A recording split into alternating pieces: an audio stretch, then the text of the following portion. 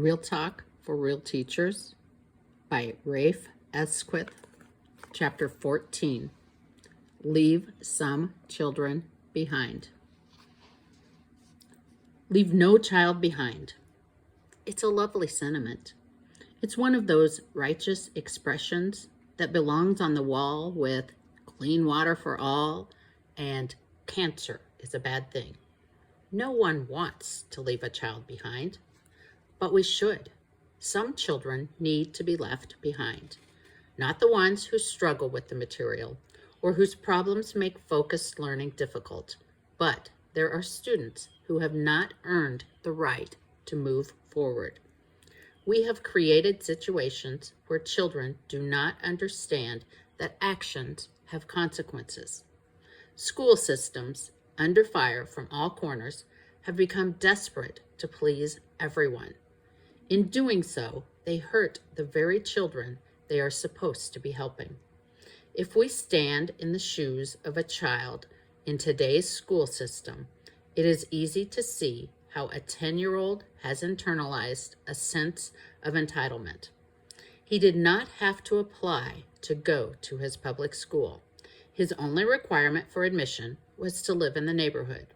He wakes up in the morning and saunters into school, where he receives a free breakfast. When the 8 o'clock bell rings, he is rounded up to get to class. If he does not have materials, paper and pencil are frequently handed out. Books are free. Hopefully, he will do his best during the morning sessions, but even if he is rude to his teacher and mean to his peers, he is given a free lunch at 12:15 p.m. Even the most incorrigible children get to keep coming. The most serious consequence for unacceptable behavior is usually a scolding from an administrator or a teacher. The effects of such punishments wear off quickly. When it comes to tough love, I learned my lesson the hard way. When I was a very young teacher, I dreamed of taking my class to Washington, D.C.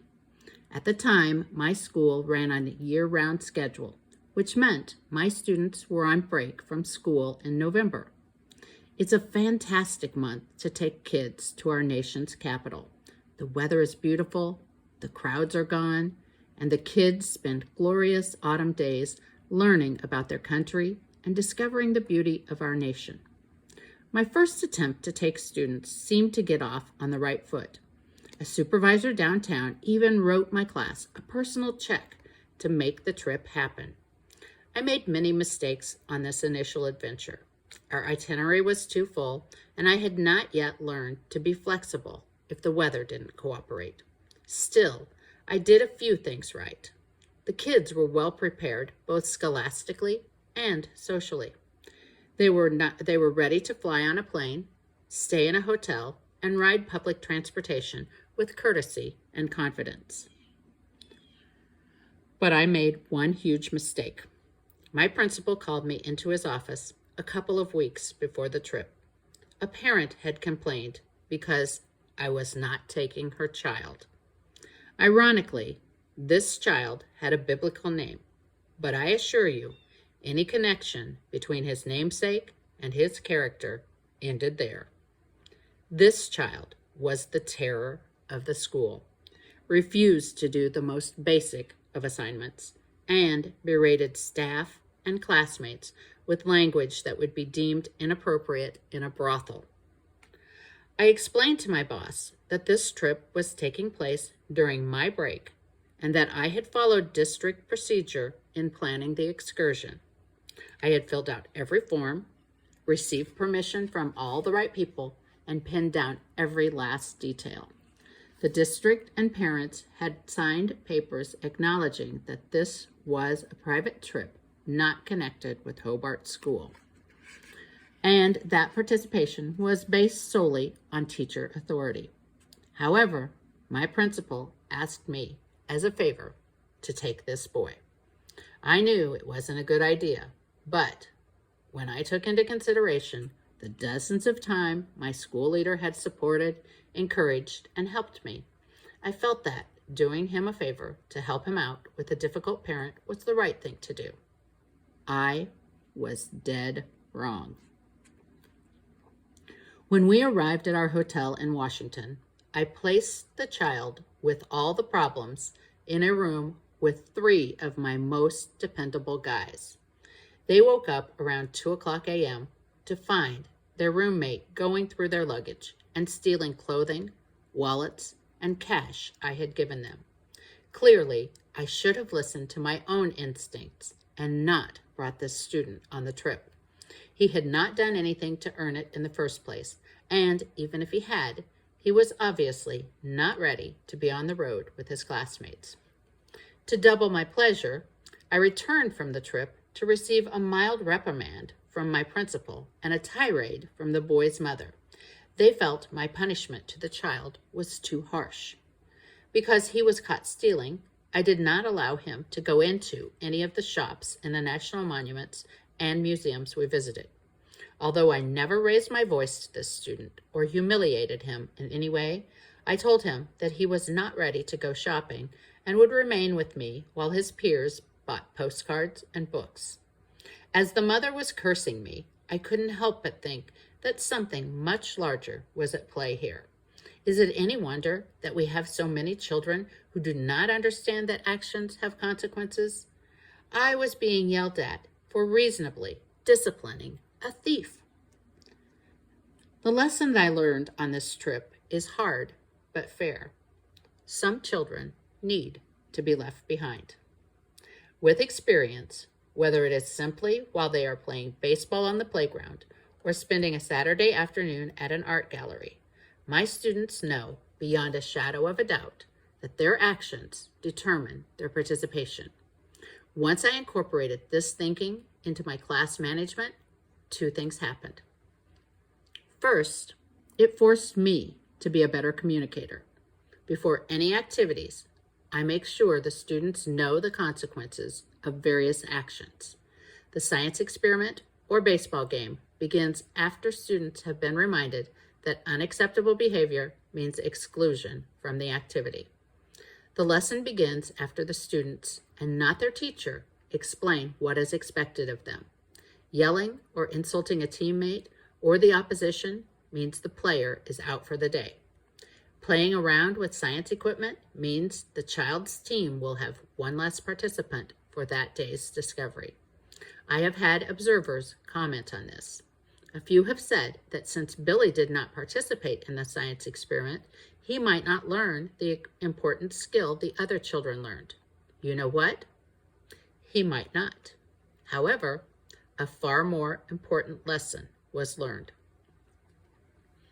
Almost a year before the trip to Washington, D.C., the students are invited to prepare for their week in the Capitol. Along their way, a dozen things might happen that will remove them from the trip. Obviously, they must do well in history and be outstanding citizens to get on the plane. Subtler still, the kids must demonstrate that they have the emotional maturity to make the cross-country voyage. If I constantly have to ask for a child's attention, even if he is a brilliant scholar, he'll get a postcard and not a plane ticket. I explained to the parent that if her son does not listen all the time in class, failure to listen as we cross a street could be a serious safety issue. I care about my students, and those who are still developing listening skills are not going to be safe 3,000 miles from home. There is a second outcome that will happen in class once a teacher has decided to leave children behind. A wonderful sense of calm will rain down over the class. Much of a teacher's stress is based on making sure each child is on task and achieving scholastic nirvana every day. A relaxed teacher does not panic when a student is left behind. I'm not advocating that we easily give up on a kid who is chewing gum in class or has missed an assignment. We teachers need to try everything and anything to engage and motivate every child to participate and take advantage of our valuable lessons. That said, When a student is not following the program, don't take it personally. Keep calm in the knowledge that your job is to open the door. If a child is not interested in walking through it, you must accompany the willing ones through and move on. Make sure the door is open for the difficult student every day, but you do not have time to coax and beg him along when 30 others have crossed the river and are ready to enter the promised land. Bobby, Israel, and Chris. I have been listening to students for 3 decades, and there is a pattern to their reasonable complaints about school. They are bored and disgusted with meaningless homework assignments. They think about, but are not afraid, but are often afraid to question those they perceive to be unfair teachers and ridiculous rules. Students despise being yelled at, but right near the top of their complaint hit parade is the frustration over waiting. The dozens of days their entire class sat in boredom because 1 or 2 students were behaving badly or not paying attention. This is what can happen if we literally adopt the concept of leaving no child behind. On the first day of class, I invite the kids to sit wherever they like. I often smile and ask if their parents advise them not to sit with their friends. I laugh as most hands go up. I put them at ease and encourage them to sit with their buddies. After all, I remark, it's better to sit with your friends than with your enemies. The kids learn quickly that laughter is allowed in our class. I do caution them, however, that we have a lot of work to do. I tell them I believe that they are capable of understanding that we cannot let friendships and chatter disturb our understanding of marvelous literature or precision in problem solving.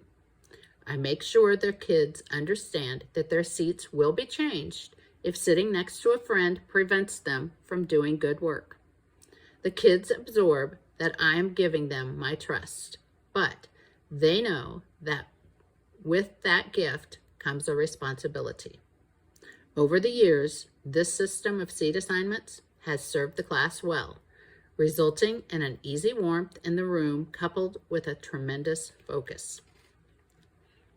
But one year, I had a trio of boys who forced me to take action quickly. All of them were unwashed and unprepared.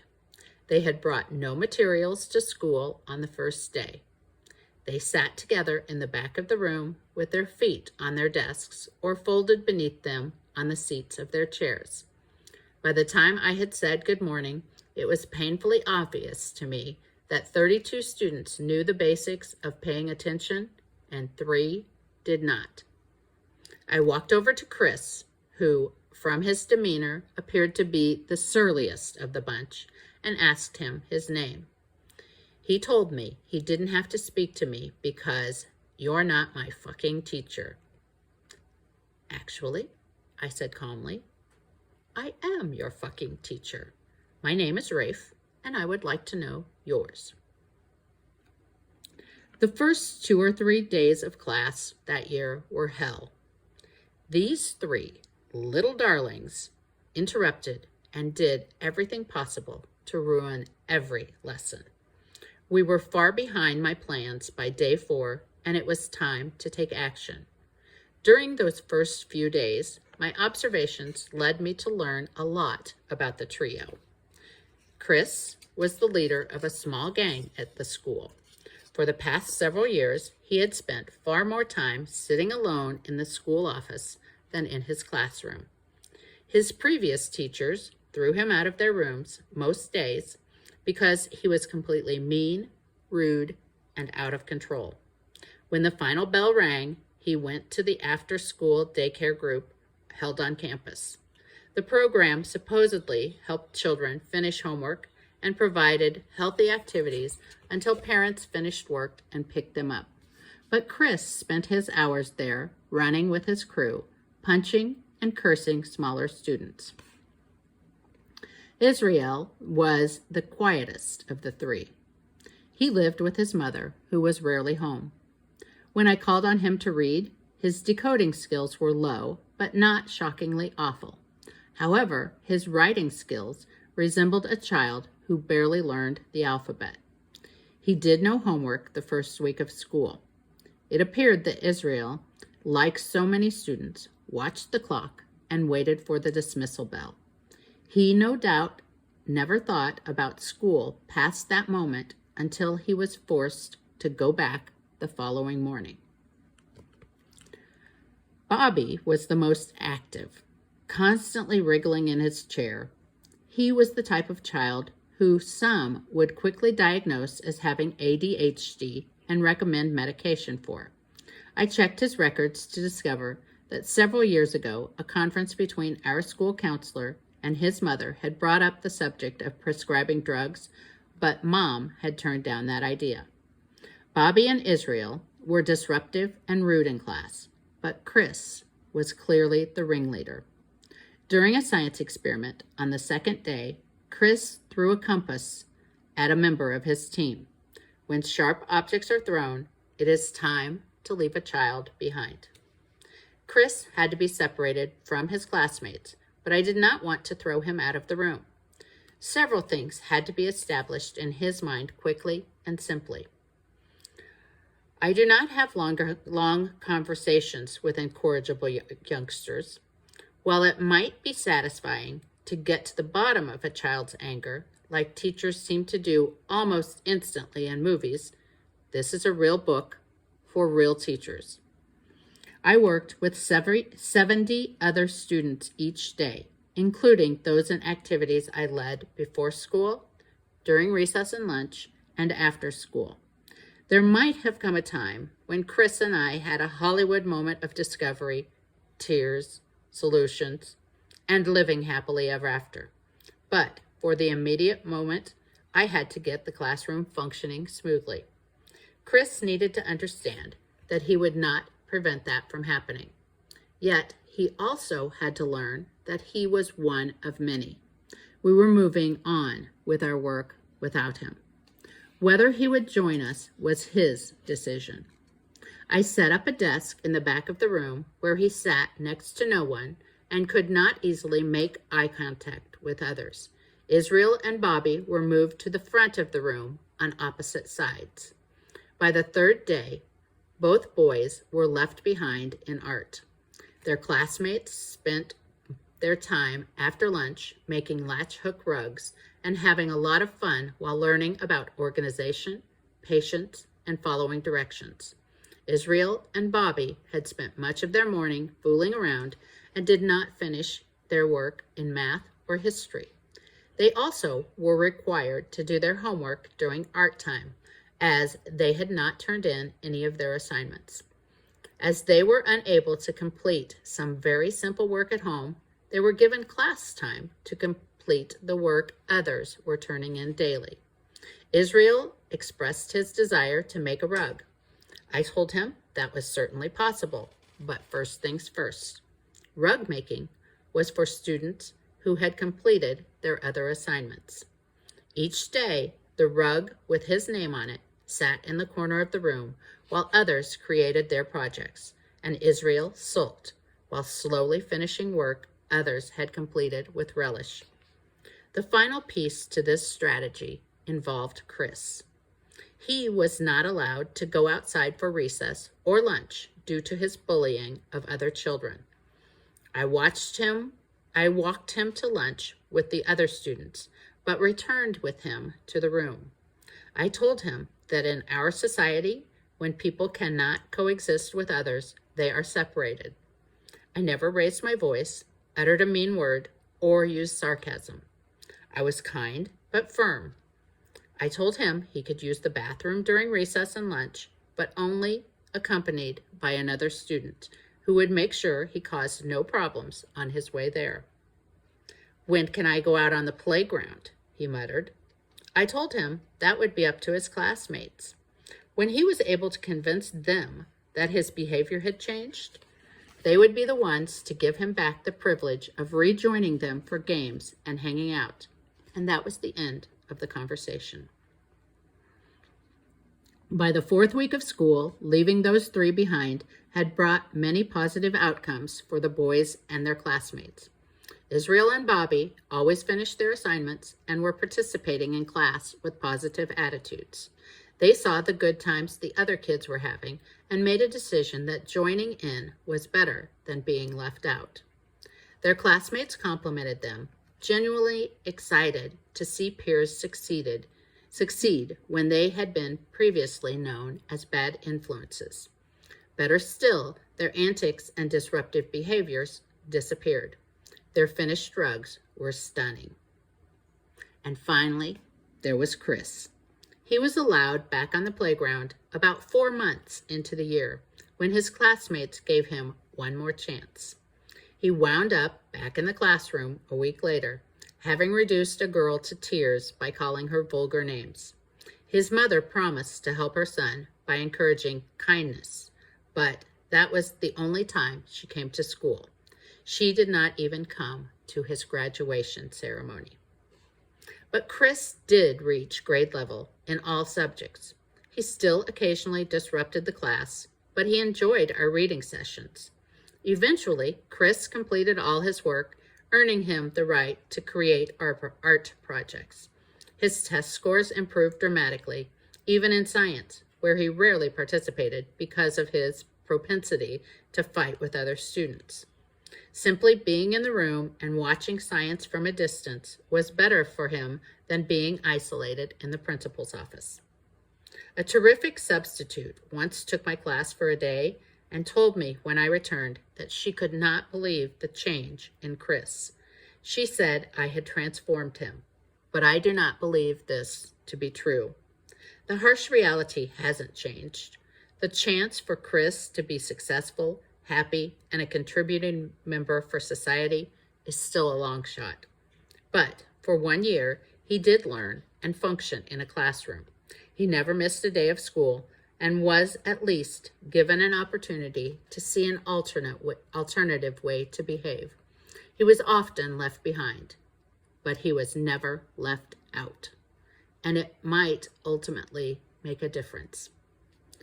Several years ago, a reporter from a national magazine came to do a story on Room 56, spending most of her day observing the class and visiting with children. Early in the afternoon, I was at the front of the room going over a student's essay while others were working on various writing projects. She was standing in the back corner of the room talking with one of the girls about her experiences. The reporter suddenly fell down on her knees, laughing hysterically. When she had dried her tears and composed herself, I asked her what was so funny. It seemed she had said to the girl, "I need to ask you something. You kids really focus on your teacher. Rafe doesn't raise his voice. In fact, he has a very soft tone. But you all really tune in. What's the secret?" The little girl answered, "Well, ma'am, you have to understand. Rafe doesn't yell or scream, but everyone in our class knows. Don't fuck with Rafe." For your consideration. Before beginning an activity, make sure your students know that disruptive behavior will result in being left behind. You are not angry or frustrated. You simply have things to accomplish and cannot be sidetracked by anyone who is not with the program. Constantly invite students to comment on the rules of your class. Kids do not mind a tough teacher, but they despise an unfair one. When students feel they are part of the creation of boundaries, they are more likely to stay within those lines. When leaving a child behind, always make sure he knows there is a way out. In the same way, he must understand why he is being left behind. He must just as clearly see that a change in his behavior will result in being part of a group again. If the door is not left open, the student has no motivation to do better. When a student has to be removed, always have an assignment or ongoing project he should be working on. Spend very little time discussing the situation with the youngster being left behind. He needs to see that you and his classmates have work to do. Never show anger or be sarcastic when leaving a child out of an activity. Smile, stay calm, and go on with your work. No student should believe he has that much power over your emotions. He does not run your class. You do.